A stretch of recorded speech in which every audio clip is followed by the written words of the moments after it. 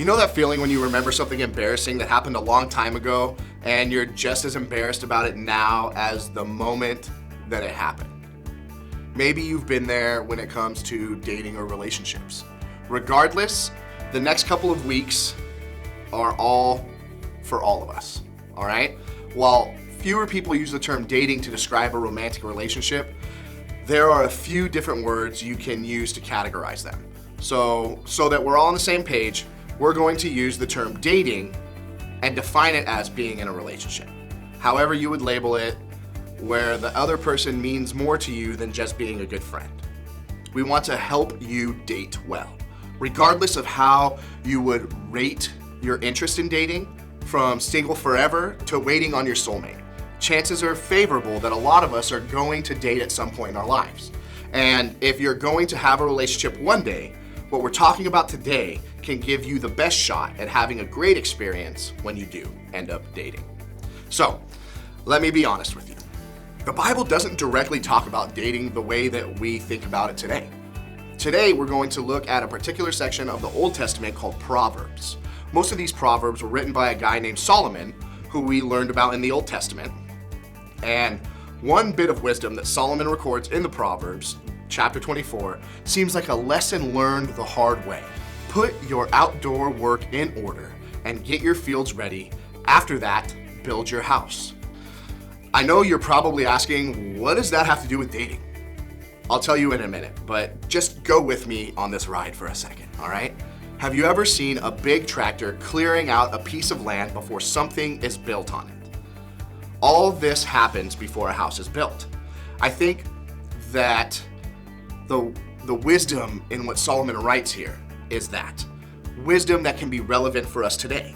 Prepare your land so that you can build a strong, stable house. Then get to work on building your strong, stable house. This can make all the difference in the world when it comes to dating. I like to think about it like this. Who you date may be temporary, but who you become is lasting. We're laying the foundation of who we become today, our character, our faith, our choices. We can lay the foundation on becoming the kind of person that we want to be, whether or not things work out with the person that we date. Take a look at these words written about love by the Apostle Paul. He was the person who wrote most of the New Testament and one of the most influential leaders in the early church. It reads, "Love is patient and kind. Love is not jealous or boastful or proud or rude. It does not demand its own way. It is not irritable, and it keeps no record of being wrong. It does not rejoice about injustice, but rejoices whenever the truth wins out. Love never gives up, never loses faith, is always hopeful, and endures through every circumstance." What does 1 Corinthians 13 mean for us? It means that before we start looking for these incredible qualities in someone else, maybe we should focus on becoming that kind of person right now, learning to live that way, and becoming the type of person Paul writes about there is a helpful way to think about dating, whether you're thinking about it or not. It's like preparing a piece of ground before laying the house. Regardless of where you are at when it comes to dating, just know that it's never too late to work on this. Here are 2 principal steps to get started. Choose who you want to work on becoming. Choose who you want to work on becoming for the future. A lot of us think as long as we're attracted to each other, we're good.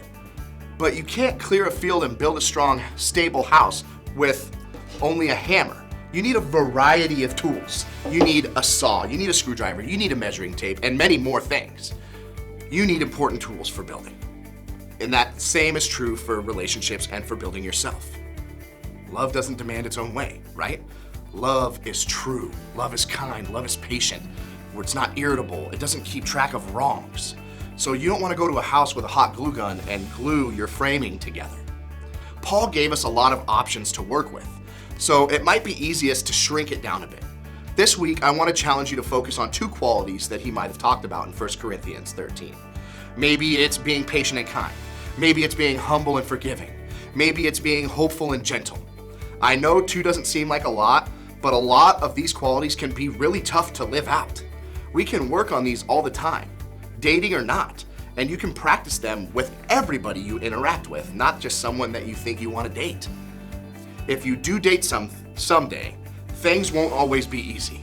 The person you date will get on your nerves. or not seem so perfect. And being patient and kind might be difficult. But if you start building those qualities into your own life now, they'll be a lot easier when you need to use them. Practicing any of these qualities in 1 Corinthians 13 can have a huge impact on your relationships and ultimately in your life. Because who you date may be temporary, but who you become is lasting.